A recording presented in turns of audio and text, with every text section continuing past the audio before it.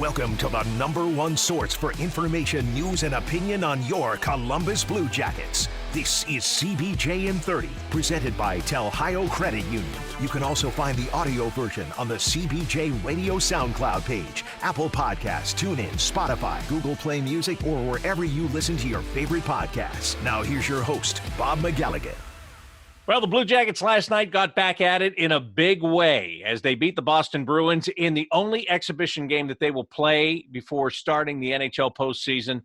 They won that game by the score of 4-1. 3 of the 4 goals came in the first period of the game. Boone Jenner got the first one, followed by Zach Werenski, Gus Nyquist, and then finally the empty netter was put in by Alexander Texier. I thought the Blue Jackets last night were in control of that game, not just on the scoreboard. I thought that they were in control as to what was going on. I thought they were playing the kind of game that they wanted to play. I know Boston didn't have to win that game.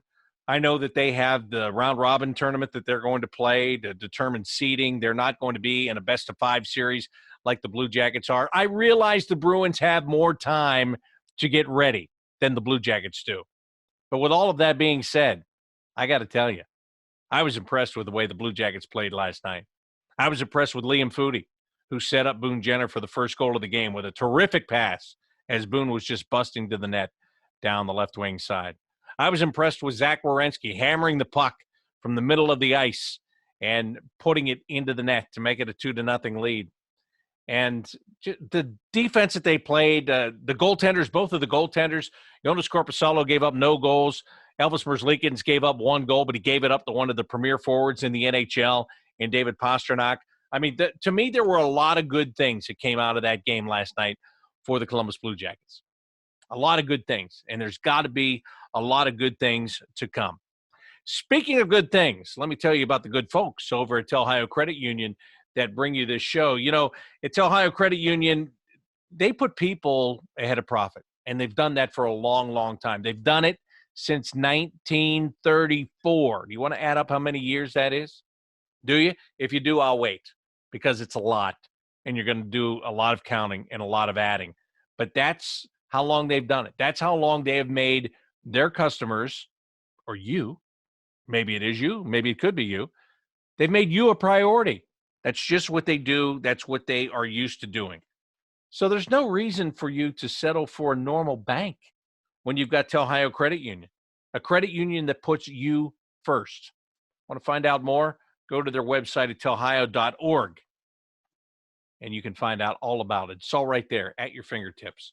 So do that and find out how you can be put ahead of everything else. Blue Jackets, big win last night, as I said, over the Boston Bruins. Again, it doesn't count for anything in the way of points or advancing or whatever. That's fine. That's fine. I think from a momentum standpoint, from just a feel-good standpoint, they needed that last night. They needed it. They got 4 goals. They got 4 goals. They gave up 1. And they were impressive goals, quite honestly. They were impressive goals. But let's go to our points leader from last night, which is being brought to you by Franklin University. Franklin makes it possible. Gus Nyquist was the points leader for the Blue Jackets last night. He had 2. He had a goal in the first period, and then he had a nice play to set up Alexander Texier for the final goal of the game, the empty netter. And it was a good play. I mean, he got the puck. He had to spin away from pressure, protect the puck. Then he got it to Tex with a nice little pass and let Tex just take care of things and finish it off. So Gus Nyquist, in that game, he was a points leader last night as he wound up with 2 on the evening. Right now it's time for our interview. It's being brought to you by the Columbus Dispatch. And, you know, I watch the game a certain way. Other people watch the game different ways, and everybody has their opinions. And I wanted to go to somebody today that, first of all, in all honesty, full disclosure, as they say, last week he had me on his podcast, and this week I thought it would be great to reciprocate because he could come in and talk about this game that the Blue Jackets played against the Boston Bruins last night and break it down from a similar but yet still a different little style. And I'm talking about Aaron Portzline from The Athletic. Well, Aaron, you watched that game last night. Nice win for the Blue Jackets in their only tune-up before they take on the Toronto Maple Leafs. But what jumped out at you over that game? Anything specific? Anybody specific? Well, I think what they were looking for team concept-wise was how well they play away from the puck, how well they defend, how well they check. That, of course, is going to be the focal point against the Leafs. What jumped out, and I thought that was all there, but what jumped out to me on an individual basis was how good Pierre-Luc Dubois looked. I thought he looked like a number one center last night. And you know what? He better, because you would think on a nightly basis he's going to see either Tavares or Matthews with great regularity. Last night they had him against Bergeron, and I thought he did just a fantastic job. I thought he was dangerous offensively. He looked faster than I recall seeing him, certainly at the end of the season when the pause arrived. He used his frame. I thought there was some playmaking there. The great pass to Nyquist for the power play goal. But he had a couple of great looks himself. He was credited with only one shot on goal, which it felt like he was busier than that. But he picked the puck off of Torrey Krug's stick, gave himself a breakaway, had the great anticipation play on Brad Marchand to sort of kick the puck away from him and in close range put one off the crossbar. I thought he had a night where it could have easily been a 3 or 4 point night, but he looked like a game-changing type player, which if I'm the Blue Jackets, that's really good news for me. And he played with that edge last night a little bit anyway, when he cross-checked Brad Marchand. Yes. That was well worth it. I mean, and that's the way, and I think you and I have talked about this before, probably many times, off camera or off mic. He's got to play ticked off because he's a better player when he plays that way, isn't he? Yeah. He uses his body as a powerful force. The fine line with him for me is he has to play angry, but he can't play angry with himself, because that's where he starts to eat himself alive, and then bad gets worse. And sometimes you go through long stretches, and honestly, I think it's happened in all of his 3 seasons, where late in the season his offensive game has dipped late in the season. But tonight he looked like a two-way force to me, and that's a really good sign for them if that continues. You had a story about Cam Atkinson here recently, and needing to take it to another level. Again, this is an exhibition game against the Boston Bruins. It's not an elimination game in a series. But what'd you think of his game against Boston? There were times that there was one shift in particular where I thought he looked really quick and dangerous. For him, and kind of like for Bjorkstrand and Jones tonight, you're just looking to see the stress that they can put on the ankles and how they respond. Seth was great after the game, saying it. He doesn't say this very often, but it felt great to get hit. He was looking forward to that, just to get that feeling again. I mean, Atkinson hasn't played. I don't think he's played since late January or early February, well before the break happened. He was going to play in the game against Pittsburgh. That was the first game canceled for the Blue Jackets. I liked what I saw. It wasn't full Cam Atkinson, but for a guy coming back from essentially 6, almost 7 months off, I thought there was a lot there to like. Liam Foudy set up Boone Jenner for the first goal of the game. That was really moments after Liam Foudy looked like he was going to have a great opportunity himself from the slot, and didn't get the puck settled down, missed on that opportunity, but he came right back and he made that play to Boone. 19 years old, played 2 games in the NHL this year, whereas many would never have played a game in the NHL this year. But he did. And this comes after a training camp where maybe he could have made some noise, but he got hurt and then he was out. Right. Now, all of a sudden, it looks like, to me, after watching his performance in that game against Boston, I think he's a shoo-in for game 1 against the Maple Leafs at least. Do you agree? I do. And in fact, we can confirm that, Bob. Just Tortorella has said as much. He's in. He's playing. And I think it's deserved as well. When there's so much talk about his speed, obviously there has to be more, and Robinson's kind of in the same boat. There has to be more there than just wheels. And the way Foudy plays, he may be one of those guys. He's really intelligent. He may be a better NHL player than he is an AHL type player because the play is more predictable, as guys always say. He doesn't look bashful or nervous or hesitant. Like, he's not just skating; he's skating with the purpose. He's playing that was a pass to Boone Jenner on the first goal. Goes in. I think it went off of Boone's skate, maybe a stick, but that's a sublime setup for anybody going hard to the net right there. And I've got a story percolating here in the next couple of days. Not sure when it's going to publish, but his background's really interesting. And he's appreciative of all of this. Of course he is. But he doesn't have the same sort of awe and wonder that maybe some other guys in the room do. This kid was raised in a family where you just are a professional athlete. This is what you do. And his mom spoke with her the other night. She's like, yeah, he's 19 in the playoffs. Big deal. I was 17 in the Olympics.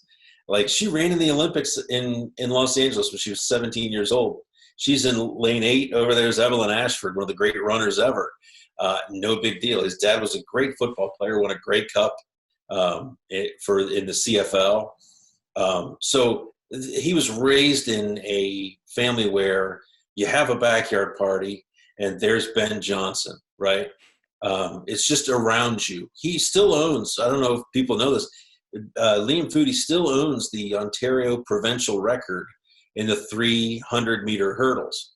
Like, he's a track star and a hockey player. He might be an Olympic-type runner had he not decided to go to hockey. So he was raised in a family that's always been on stage athletically. He's always been on stage athletically. And so while he appreciates this and it's great, he's excited, the whole family is, it doesn't feel like anything that's entirely unexpected either, because he always expected to be here. And again, understand that, look, in the United States, you get interested in the Olympics, whether it's the Winter Olympics or Summer Olympics. But in Canada, the Olympics, I mean, that track and field stuff that's serious business all around, and not just in the Olympics there. I mean, they're really into that stuff. So, when his mom says, hey, so what? At 17, I was in the Olympics. It's a really huge deal to begin with, just overall. But Sure. Man, in a country like Canada, it is really big. Yeah, well, it's interesting having traveled there a bunch as you have. You learn the U.S., and I haven't been all over the world enough to know if we're just different than anybody else. We may be. We tend to put the Olympic sports down every 4 years when the Olympics aren't going on. You know what I'm saying? So people love Olympic gymnastics and figure skating and all this, but the interest in those really wane. When you're in Canada, if there's some team with that flag on playing anything, it doesn't matter what it is, squash, curling, you name it, the country's into it.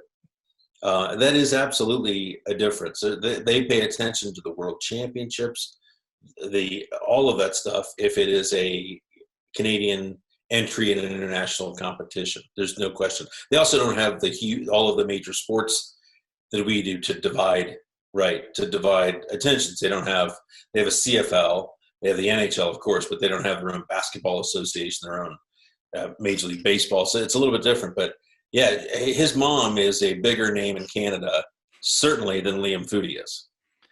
Yeah, but he's trying to work on that right now. Yes, he's well. And he might have a chance. He might have a chance. He's well on his way. I think the kid can play. I think these coaches want him to be a player. I think they feel, I guess it's a different team. You look at their forwards, they're trying to find a magical setup up front where they have some sort of way that can concern Toronto as well. Like, you can't go into the series just worried only about checking Toronto and just purely being in a defensive mindset. You also have to create some sort of concern for the other team. Last year, the last 2 years, that was Panarin. Last year, it was Duchesne as well. Certainly, these guys are not accomplished hockey players at the Panarin level, but their speed does give teams concern, or should. Maybe it doesn't at the start, but it will soon enough. What about the goaltending? Because that is the big question. Who's going to start the series against Toronto? And actually, who starts it might not finish it. Who knows? Right. Who knows? They came out of camp where, Korpisalo Gave up a lot of goals early. You get down to the final day of the camp in Columbus, and it was Merzlikins that gave up a lot of goals. They each played half a game.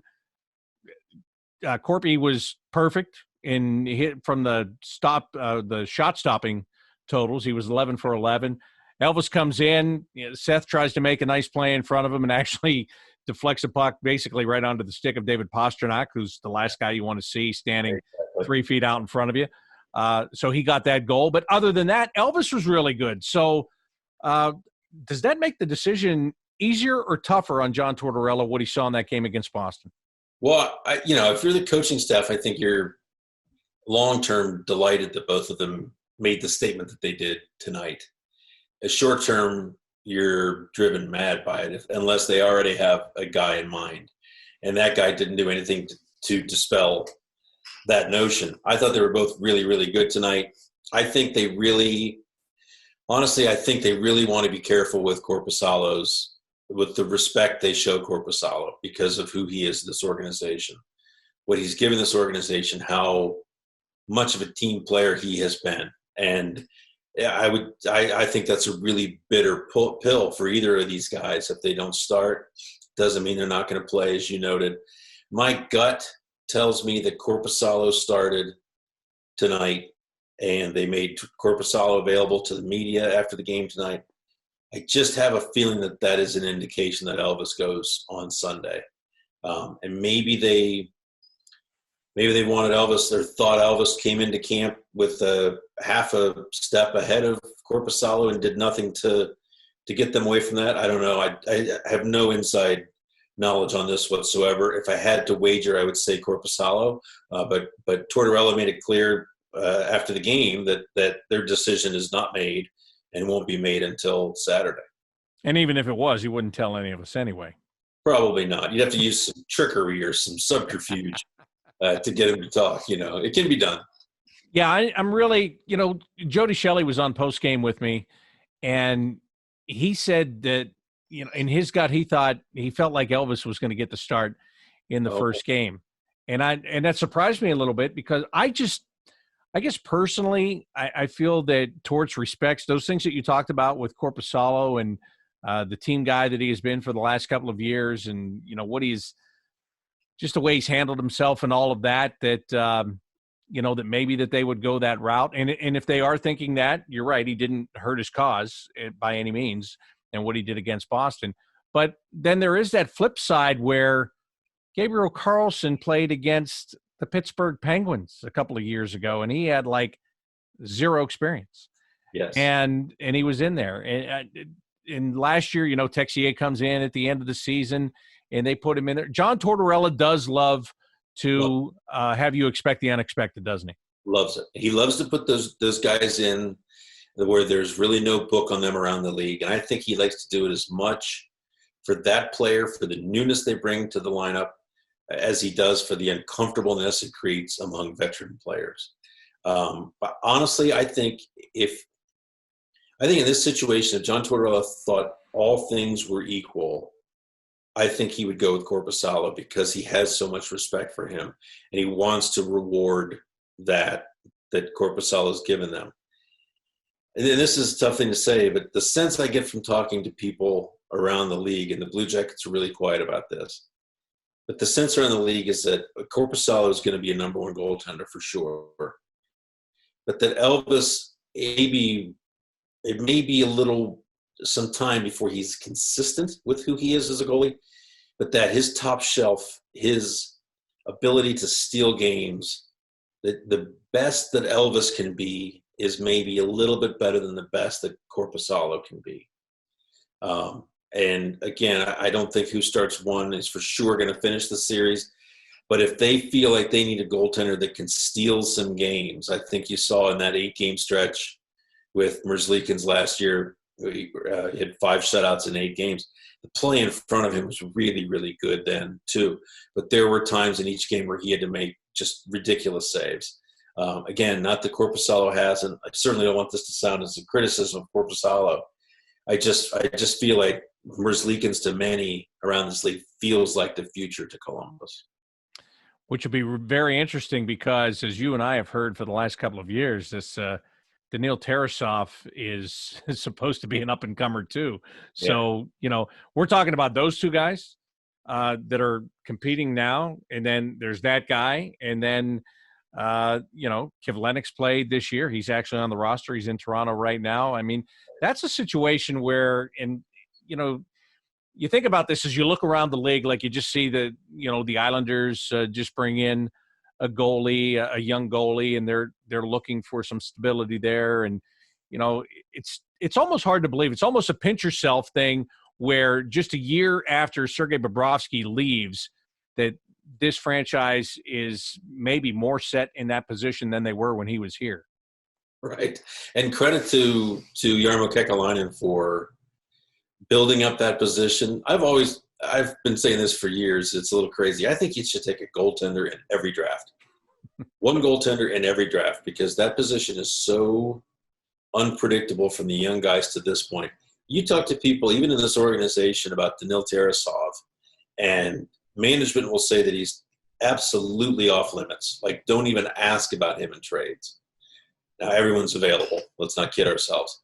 But that's not a throw-in. That kid is not going to be a throw-in. That's a big piece to them. The other thing that's frequently heard is that he has more upside than either of the guys that are here right now, Korpisalo or Merzlikins, that he has that much ability. I think, not to get way ahead of ourselves, but here I go. The qualifying round is upon us. But if you look at that goaltending position and you look at the Blue Jackets' glut of defensemen, it's easy to see where a trade is, where a trade could be in this coming offseason. And I think it happens. And I'm not sure which goalie it is. I'm not sure which defenseman it is. I'm not sure if it's Josh Anderson, if they get a deal settled. But I think if last offseason was the offseason of free agent losses, as tough as that was, I think this offseason is the offseason of trades, because they have some really interesting pieces. That's especially true with the salary cap being stagnant and knowing that it's going to be that for the next couple of years, most likely. Teams who need goaltending. See if Toronto on the other side of this playoff series feels that Freddie Anderson's no longer the guy. Do the Red Wings need the goaltending? You look around the league, and teams are going to need goaltending. If they need it, that's a desperate need. They may not have a lot of cap room, and so affordable goaltending with number one potential, it becomes really, really valuable. That's a really interesting point and a great observation, no doubt. And when you talk about maybe the offseason of trades, here's the other thing that's even more interesting. If you aren't able to pull off beating the Toronto Maple Leafs, that's not a good thing. However, it could result in a good thing, because somebody that loses in the qualifying round is going to be the recipient of the first overall pick. And, yes, boy, that would be a real way to jumpstart your offense, wouldn't it? I mean, you're speaking, of course, of Alexis Lafreniere. You're right. This is a tough topic here, because I think this Blue Jackets team is really, really, really good and really deep. However, you have that concern that unless they can add difference-making players, like big-time difference-making players, Matthews, Tavares, these guys, if they can't add those guys, are they the team that is just perpetually good enough to fight for a playoff spot, but not good enough to get the Holy Grail, the Cup? I love their young guys, Texier, Foudy, Robinson. They're high on Kirill Marchenko. They have a couple Russian prospects that look really, really bright. So all of this is what Jarmo Kekalainen used as justification for the trade deadline moves he made. And, we can say about the goaltending right now, he was right. We can say about the prospects coming up, it looks like their prospects are better than maybe people around the league have given them credit for. I still don't know if there's a number one perennial all-star, NHL award-winning type forward in that group. And Lafreniere is that guy. He's one of those players that lifts his presence. We saw it with Panarin. I'm not comparing the two players; they're different kind of players, but his level of skill and talent is the type that lifts all boats. That makes everything around him better. If the Blue Jackets lose, as you mentioned, that is the silver lining. And if you could promise, I've thought a lot about this. I'd be curious to get your thoughts. These teams in the qualifying rounds, how many teams, if you could promise them Lafreniere, would be A-okay with losing in the first round? I think that number is a lot bigger than most people would realize. Yeah, I think it's most, quite honestly, because of what you just said. And let's look at these teams. I mean, Montreal's in the qualifying round. You think they wouldn't like to have a French-Canadian kid that grew up right down the road? Yep. Pittsburgh. Look, you can say what you want to about them. Crosby and Malkin are getting older. They're going to soon be in the market for another young talent. Where else do you want to go on this? Minnesota Wild, Chicago Blackhawks. You go down the list. I think there are a lot. I think it's most, and it could be all, that would say, you know what? Okay, I'll make that deal. I'll bow out of this round if you're promising me I'm getting that guy. Yeah, and their chances of winning the Blue Jackets is 12 point. If they lose the first round, whoever loses the first round, the chances of winning is 12.5%. I went back. I got the scrap of paper here somewhere, year by year, with all of their lottery odds, because the lottery's not been kind to them. This would be the fourth. If they lose in the first round of Toronto, it would be their fourth best chance to win the lottery ever. Which, if you think of some of those years where it's over by Thanksgiving, that's pretty remarkable. Yeah, it is. And again, it would be much more fun if they can knock off Toronto, which they have the ability to do, and go on a run. But the whole point here is that there is a silver lining. And again, there are a bunch of other teams that are thinking the same thing, that if you can't get it done, oh, well, at least you're going to have this chance at the lottery pick. So should be really interesting, though. I'm really looking forward to the series against Toronto getting underway, because I want to see if they can do it again. I want to see if they can pack it in against the firepower. I want to see if they can get the good goaltending like they did last year against Tampa. And I want to see if this is a group that finds themselves some timely goals. Yeah, and I'm with you. I think it's a fascinating matchup. One thing that interests me is I think Columbus and people are tired of this narrative, I'm sure. But what they lost last offseason has taken their margin for error and made it yet smaller. So I think I think they're the team in this series that can play really, really well and not necessarily win. You know what I'm saying? Because they have to work so hard to score goals. I think Toronto is the team that can win a game when they're really not all that happy with the way they played, because they've got the skill that can cover up a lot of mistakes. But I'll be damned if I'm going to pick against this team when we saw what they did last year against Tampa. But you take away Panarin, Duchesne, who are both really good in that series. You take away Josh Anderson. Maybe he makes a surprise appearance in this series. I don't get the sense he's going to be ready in game one. That's a huge that man, Josh Anderson, played an enormous role in that Tampa Bay series. So, that's a lot of giving back of the difference makers in that first round series against Tampa.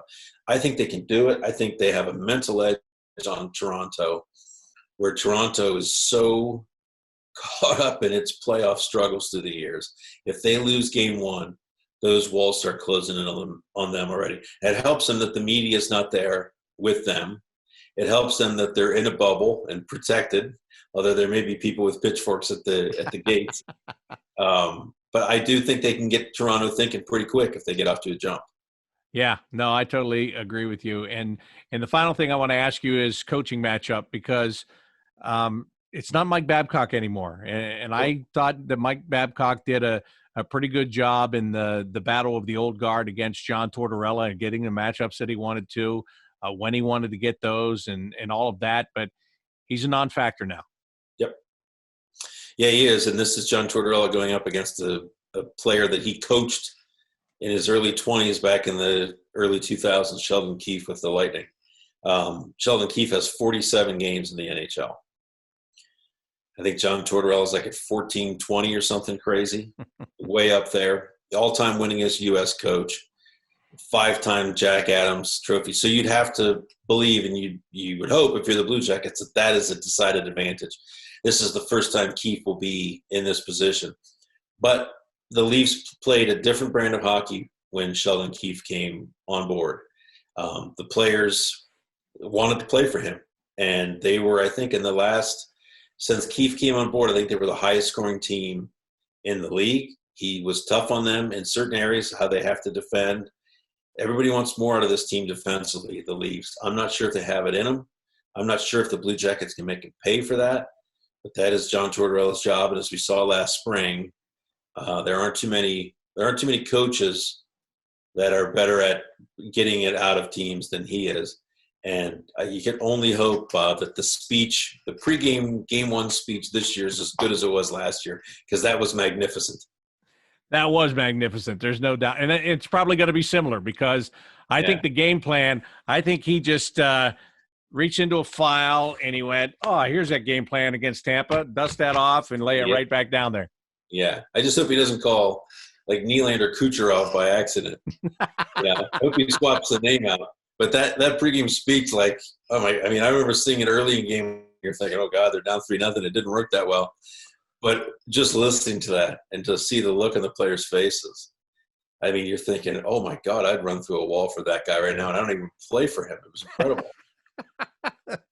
Yeah, and if he can get you and I to run through a wall, he's done something.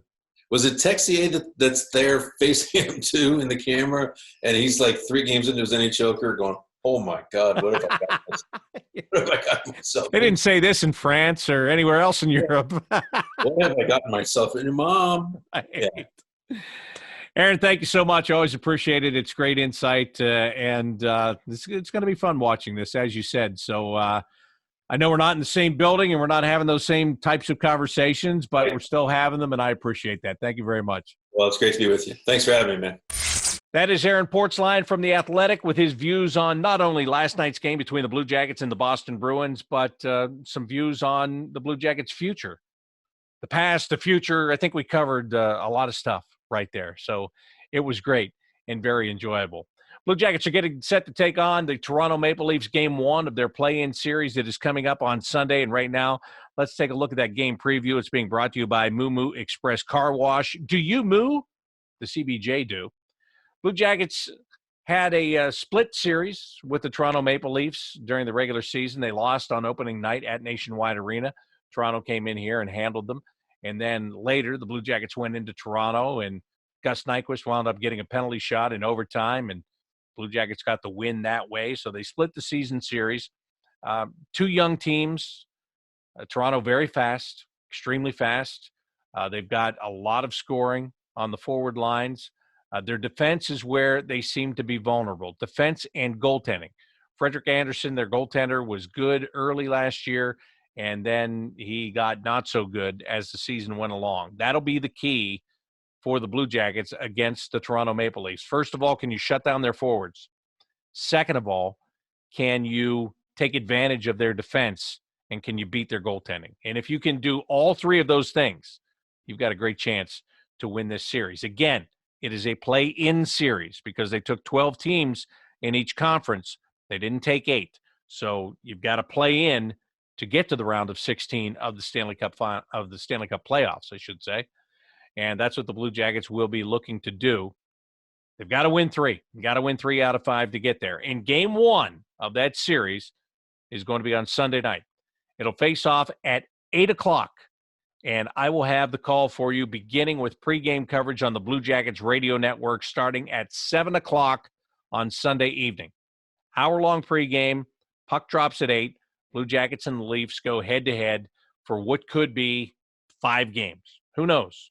I mean, the way the Blue Jackets played against the Bruins, the way that the Maple Leafs played against the Canadiens the other night, are those indicators? I don't know. We'll find out. They both look pretty good. I think it's going to be a really interesting series, and I am looking forward to bringing you the call. Again, Sunday night, 8 o'clock. Pregame coverage starts at 7 o'clock. Blue Jackets Radio Network, also at BlueJackets.com, on the Blue Jackets app, You can find it on the TuneIn app. You can find us on Sirius XM Radio. You can find us almost anywhere. And if you go to bluejackets.com, that is the main source to you can find it there, and you can find out where else you can find it too. So I'm looking forward to it. I hope you're ready, because the exhibition game is now out of the way. It is time for the real thing. It's the real stuff, and it starts on Sunday, and it'll seem like it's here before you know it. That'll do it for today's edition of CBJin30, presented by Telhio Credit Union. Until Sunday night, when the Blue Jackets take on the Maple Leafs in Game 1, I'm Bob McElligott saying so long.